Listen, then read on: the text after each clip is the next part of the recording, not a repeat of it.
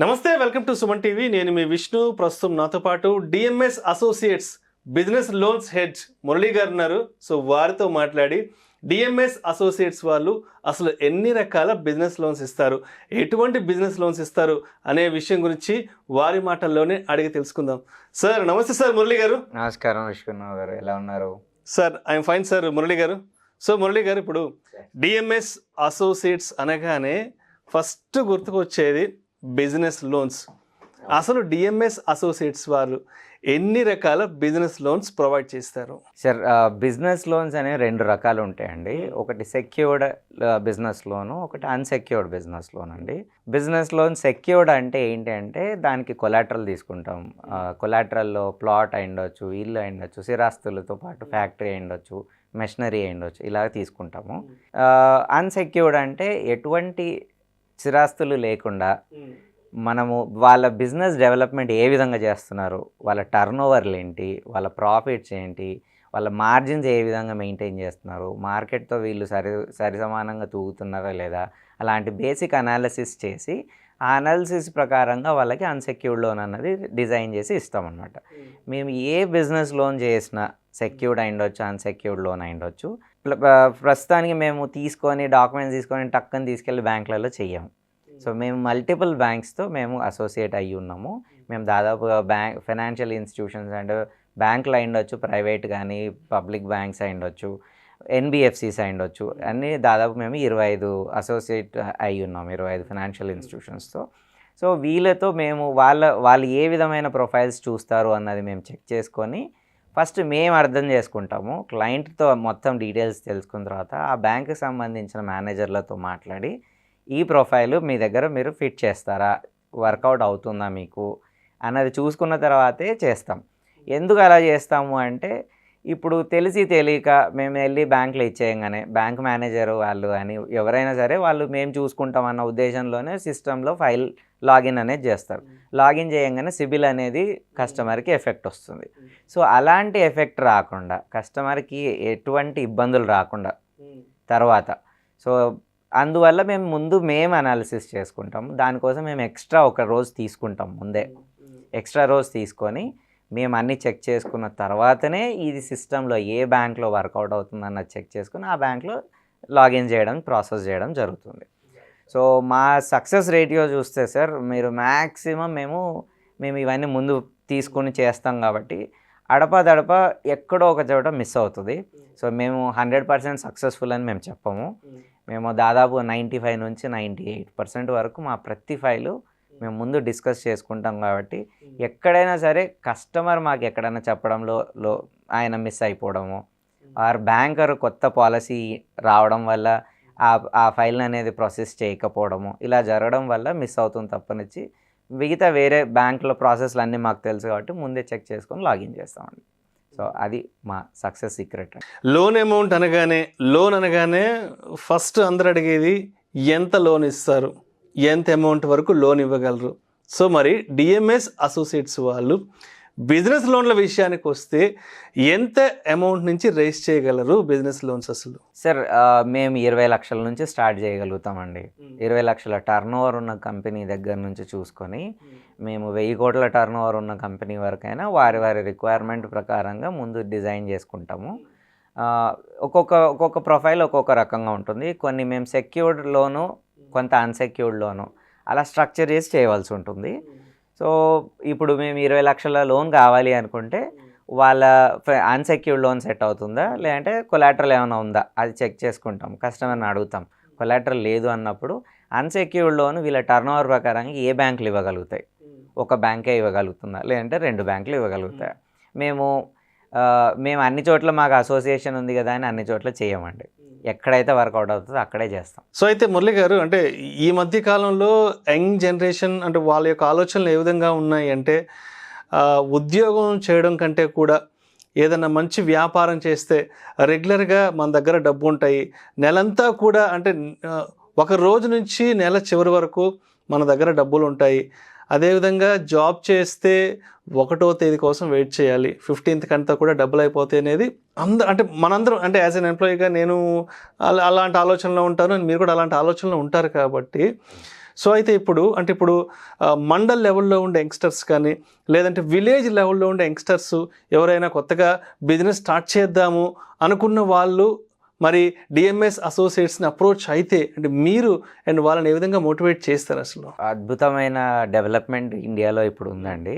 మన భారతదేశంలో మండలాల నుంచి ఎన్నో స్టార్టప్స్ వస్తున్నాయి. కొంతమంది పూర్తి అవగాహనతో వస్తున్నారు, కొంతమంది వాళ్ళకి ఐడియా ఉంటుంది బిజినెస్ గురించి ఏం స్టార్ట్ చేయాలి అనేది. అది స్టార్ట్ చేస్తారు, మిగతా అంతా వాళ్ళు చూసుకొని మొదలు పెడతారు.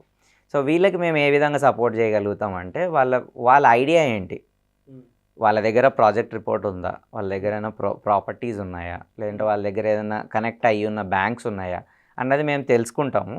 తెలుసుకున్న తర్వాత వాళ్ళు ఎక్కడెక్కడ లోపిస్తున్నారో కనుక్కొని దాన్ని మేము ఫిల్ చేస్తాము. ఫిల్ చేస్తూ ఏ బ్యాంక్కి అలాంటి ప్రపోజల్, ఏ బ్యాంక్ అయితే సెట్ అవుతుంది, ఏ గవర్నమెంట్ బ్యాంక్ చేస్తుందా లేదంటే ప్రైవేట్ బ్యాంక్ చేస్తుందా, ఈ పర్టికులర్ ఇండస్ట్రీకి సెంట్రల్ గవర్నమెంట్ నుంచి ఎటువంటి సపోర్ట్ ఉంది, స్కీమ్స్ ఏమున్నాయి అన్నది మేము వాళ్ళకి తెలియజేస్తాము. చేసి అలాంటి స్కీమ్స్లో వాళ్ళు ఎంతవరకు అన్సెక్యూర్డ్ లోన్ ప్రైవేట్ బ్యాంక్తో అయినా సరే లేదంటే గవర్నమెంట్ బ్యాంక్తో అయినా సరే అన్సెక్యూర్డ్ లోన్ వెళ్ళవచ్చు కొలాటరల్ లేకుండా. చాలామందికి సిజిటిఎంఎస్సి లోన్ అనేసి, ప్రధానమంత్రి యోజన అనేసి ఇలాగా చాలా స్కీమ్స్ ఉన్నాయండి యంగ్స్టర్స్కి, స్టార్టప్స్ కోసము. విమెన్స్కి సపరేట్గా ఉన్నాయి. సో మనకి ప్రభుత్వం ఎన్నో అవకాశాలు ఇచ్చింది. దాన్ని ఉపయోగించుకునే ప్రతి ఒక్క యువతకి మేము చాలా హెల్ప్ చేయగలుగుతాము, వాళ్ళకి గైడ్ చేయగలుగుతాం ప్రాపర్గా ఏ బ్యాంక్తో వెళ్తే మంచిగా వస్తుంది వాళ్ళకి. సో అన్నది చూసుకొని వాళ్ళ ఇండస్ట్రీ ఎలాంటిది, వాళ్ళు సెలెక్ట్ చేసుకున్న ఇండస్ట్రీని బట్టి ఆ ఇండస్ట్రీకి కొన్ని బ్యాంక్స్ చాలా ఎక్కువ మంచిగా ప్రోత్సహిస్తాయి అన్నమాట. సో వాళ్ళనే అసోసియేట్ అవుతాం మేము, వాళ్ళతోనే అప్రోచ్ అయ్యి ప్రాసెస్ మొదలు పెడతాం. సో మురళి గారు, అదేవిధంగా ఇప్పుడు నగరాల విషయానికి వస్తే చాలామంది యంగ్స్టర్స్ ఇప్పుడు మంచి స్టార్టప్స్తో ముందుకు వస్తున్నారు, చాలా ఇన్నోవేటివ్గా ఆలోచిస్తున్నారు అండ్ సబ్జెక్ట్ పరంగా, కంటెంట్ పరంగా చాలా అగ్రెసివ్గా ముందుకెళ్తున్నారు. బట్ ఫండింగ్ విషయానికి వచ్చేటప్పటికే చాలామంది వెనకాడుతున్నారు, సరైన ఫండింగ్ లేక, ఫండింగ్ చేసేవాళ్ళు లేక. అండ్ అదేవిధంగా అసలు అంటే ఈ బ్యాంక్స్ విషయానికి వస్తే ఎవరెవరు ఎంత లోన్స్ ప్రొవైడ్ చేస్తారనే ఇలాంటి ఇన్ఫర్మేషన్ లేకపోవడం వల్ల చాలామంది స్టార్టప్స్లోనే ఫెయిల్యూర్ అయి వెనక్కి వెళ్ళిపోతున్నారు. సో మరి కొత్తగా స్టార్టప్స్లో ముందుకెళ్దాం అనుకున్న వాళ్ళకి మీరు ఏ విధంగా సపోర్ట్ చేస్తారు సార్? కొత్తగా స్టార్ట్ చేయాలనుకున్న వాళ్ళకి మండల్ రీజన్ అయ్యుండొచ్చు, సిటీ అయ్యుండొచ్చు, వాళ్ళ ఐడియాని బేస్ చేసుకొని వస్తారండి. ఫండింగ్ విషయం వచ్చేటప్పటికి ఈ మధ్య కాలంలో సెంట్రల్ గవర్నమెంట్ నుంచి కానీ ప్రత్యేకంగా వాటి ఇండస్ట్రీస్ని బేస్ చేసుకొని సపోర్ట్ చేస్తున్నారు. సో వీళ్ళు స్టార్టప్స్ వచ్చేటప్పటికి కొంతమందికి అవగాహన లేక మాకు ప్రాపర్టీయే ఉండాలి, ప్రాపర్టీ కానీ కొలాటరల్ కానీ లేకపోతే బ్యాంక్స్ మాకు సపోర్ట్ చేయవు అన్న ఉద్దేశంలో కొంతమంది అసలు అలాంటి అవకాశం ఉందా లేదా అన్నది కూడా చూడట్లేదు. మీరు గత 2 ఏళ్ళుగా చూస్తే చాలా మంచి అవగాహన వచ్చింది జనాలందరికీ కూడాను.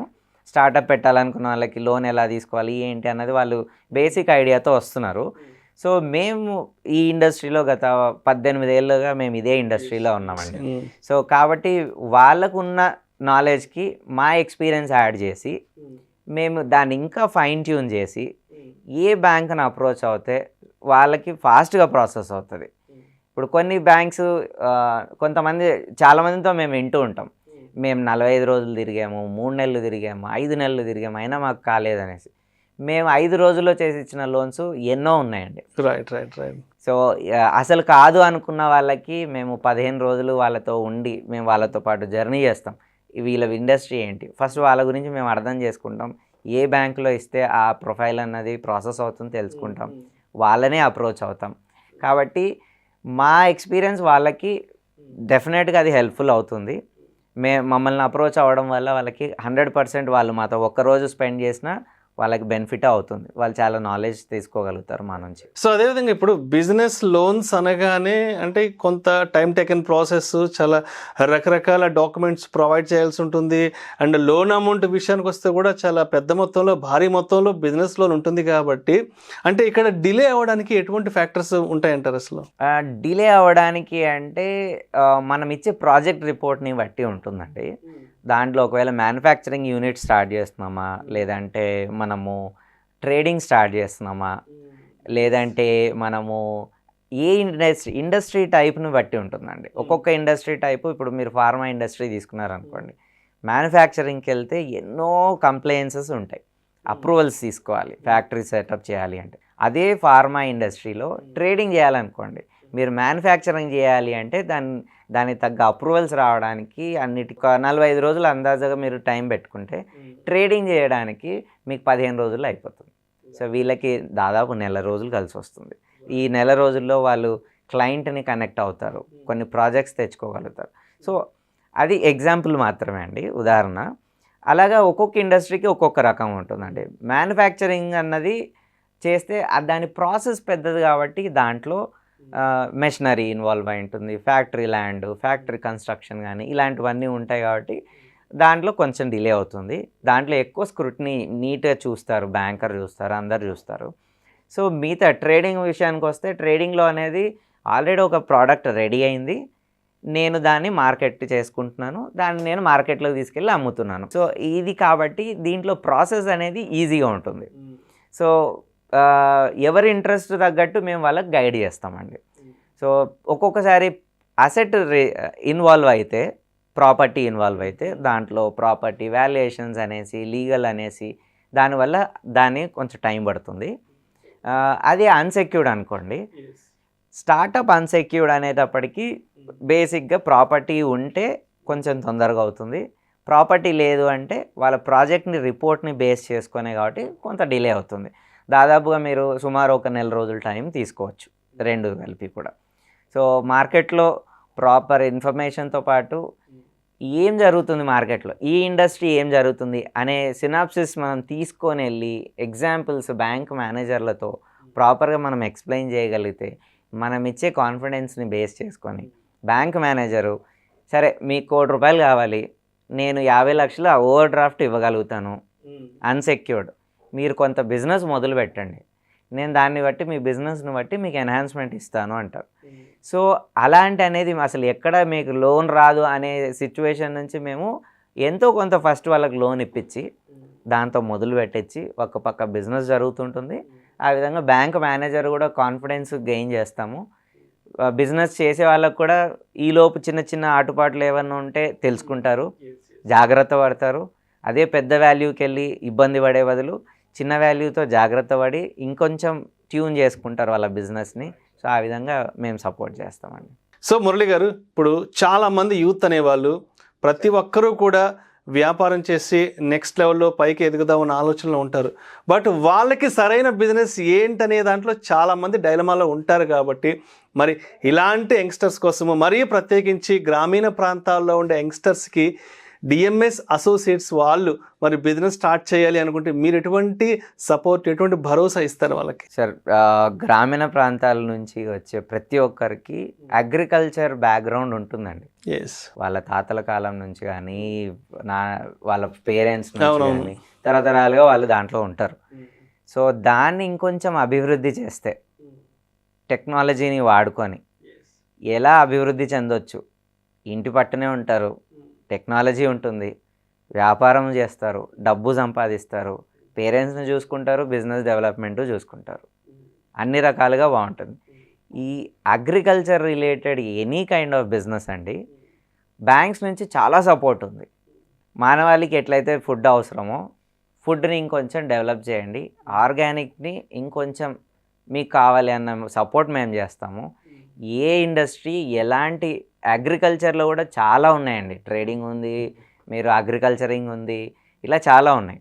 ఏం చేస్తే బెటర్, మీరు మీ ఇంట్లో నుంచి ఎటువంటి, మీ పూర్వం మీ పేరెంట్స్ నుంచి ఎటువంటి బిజినెస్ని మీరు అడాప్ట్ చేసుకుంటున్నారు, దాంట్లో అడ్వాన్స్మెంట్స్ ఏంటి అన్నది మేము ఇవ్వగలుగుతాం. మీకు ఐడియా ఉంది అని గ్రామీణ ప్రాంతాల నుంచి వాళ్ళకి ఐడియా ఉంది, మేము ఇంకొంచెం డెవలప్ అవ్వాలి, దీంట్లో ఇంకొంచెం అడ్వాన్స్ కావాలి అంటే మేము ఏవేవి అడ్వాన్స్మెంట్స్లో ఏమేమి చేయొచ్చు, వాళ్ళ ఊరు చుట్టుపక్కల ఏం చేయొచ్చు, వాళ్ళు ఏ విధంగా ఉన్న సదుపాయాలని అనుభవిస్తూ దాంట్లో ఎలా గ్రో అవ్వచ్చు అన్నది మేము ఐడియా ఇవ్వగలుగుతామండి. సో మురళి గారు, మీరు అంటుంటే నాకు ఇప్పుడు గుర్తుకొస్తుంది, అంటే ఈ మధ్య మా విలేజ్లో ఉండే ఫ్రెండ్స్ కొంతమంది నాకు కాల్ చేసి, విష్ణు ఈ డ్రోన్స్ కాన్సెప్ట్ అనేది ఇప్పుడు చాలా బాగా పాపులర్ అవుతుంది, విలేజెస్లో కూడా దాని మీద ట్రైనింగ్ ఇచ్చేదానికి కూడా గవర్నమెంట్ చాలా ముందుకు వచ్చింది, ఈ డ్రోన్స్ ద్వారా కూడా మనం కొంత మోడర్న్గా వ్యవసాయం చేయొచ్చు, అంటే ఈ పంటలకి మందులు పిచికారీ చేయడం కానీ, సో ఇటువంటి వాటిని ఈ డ్రోన్స్ ద్వారా మేము చేద్దాం అనుకుంటున్నాము.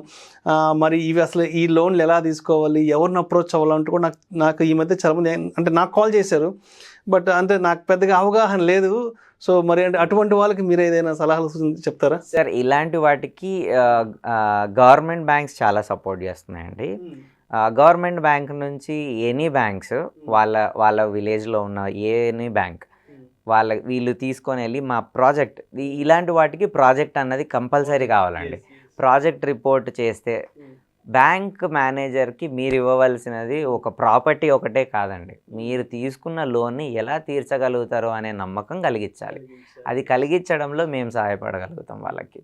మీరు ఏ ప్రాజెక్ట్ చేస్తున్నారు, ఆ ప్రాజెక్ట్లో నెక్స్ట్ 3 ఇయర్స్లో ఏముండబోతుంది, ఎలా జరగబోతుంది, వీళ్ళు ఎలా సంపాదించుకోగలుగుతున్నారు, ఆ సంపాదించిన దాంట్లో నుంచి బ్యాంకు కట్టగలిగిన తర్వాత వీళ్ళు ఎంత అనుభవించగలుగుతారు అన్నది కాన్సెప్ట్ అండి. సో ఆ కాన్సెప్ట్ని ప్రాపర్గా బ్యాంక్ మేనేజర్ ముందర మీరు చెప్పగలిగితే 100% ఏ బ్యాంక్ మేనేజరు డినై చేయడండి. ప్రతి మేనేజరు యువత ఎదగాలనే కోరుకుంటాడు. కాబట్టి ఆ మేనేజర్లు ఎవరు ఓకే, వాళ్ళు ఏం చేస్తారంటే నాకు ₹1 కోటి కావాలి అన్న దగ్గర బాబు మీరు 25 లక్షలతో స్టార్ట్ చేయండి అంటారు. వాళ్ళు 25 లక్షలతో నాకేం రాదనుకోకుండా 25 లక్షలతో ఏం చేయగలుగుతారు అన్నది వాళ్ళ దాంట్లో షార్ట్ చేసుకొని ఏం స్టార్ట్ చేస్తే 25 లక్షలు వర్కౌట్ అవుతుంది. సో ఎనీ బిజినెస్ మనం సడన్గా ఎలా అయితే అంటారో బావి తవ్వంగానే నీళ్లు పడవనేసి, సో ప్రతి బిజినెస్ చిన్న అడుగుతో మొదలు పెట్టాలి. సో బ్యాంక్ మేనేజర్ కూడా అదే విధంగా సపోర్ట్ చేస్తాడు. బ్యాంక్ మేనేజర్లను తప్పుగా అనుకోకుండా వాళ్ళు ఎందుకు ఇస్తున్నారు, మనకి డౌన్ సైజ్ ఎందుకు చేశారు లోను అనేది ఆలోచించుకొని ఓకే మనం ప్రాపర్గా దీన్ని ఇలా మొదలు పెడదాం. బ్యాంక్ మేనేజర్లు మీ ఇన్కమ్ పెరుగుతుంది అంటే బ్యాంక్ మేనేజర్లు వాళ్ళు ఇవ్వడానికి ఇష్టపడతారు. మీరు ఇచ్చే ప్రాపర్టీ ఒకటే, దానికి నాది 20 కోట్ల ప్రాపర్టీ ఉంది, నాకు ₹1 కోటి లోన్ ఇవ్వడానికి ఏంటి అనే ఆలోచన మాత్రం మీ మెదడులో ఉంటే తీసేయండి. ఎందువల్ల అంటే మీరు సంపాదించేదాన్ని ఇంపార్టెంట్ బ్యాంక్ మేనేజర్కి. సో ఏ బ్యాంక్ అయినా ఎనీ ఫైనాన్షియల్ ఇన్స్టిట్యూషన్స్ ప్రాపర్టీ ఒకటే మ్యాటర్ కాదండి, వాళ్ళకి రీపేమెంట్ ఎలా కెపాసిటీ ఉంది, రీపేమెంట్ ఏ విధంగా చేయగలుగుతారు అన్నది matter. Thank you so much Murali గారు. Thank you sir. DMS associates ద్వారా బిజినెస్ లోన్స్ని ఏ విధంగా ఈజీగా పొందవచ్చు, అండ్ మరీ ప్రత్యేకించి నగరాల్లో అదేవిధంగా మండలాల్లో గ్రామాల్లో ఉండే యువత కొత్తగా బిజినెస్ స్టార్ట్ చేద్దాము, స్టార్టప్స్ మొదలు పెడదాము అంటే మరి డిఎంఎస్ అసోసియేట్స్ వాళ్ళకి ఏ విధంగా సపోర్ట్ చేస్తారు, ఎటువంటి భరోసా ఇస్తారు, అదేవిధంగా ఈ లోన్ల ప్రక్రియ త్వరగా పూర్తయి మరి లోన్ జనరేట్ అవ్వడానికి అండ్ ఎటువంటి హామీ ఇస్తారు అనే విషయాల గురించి మన ప్రేక్షకులకు చాలా చక్కగా తెలియజేశారు. Thank you so much Murali గారు. Thank you sir. నమస్కారం.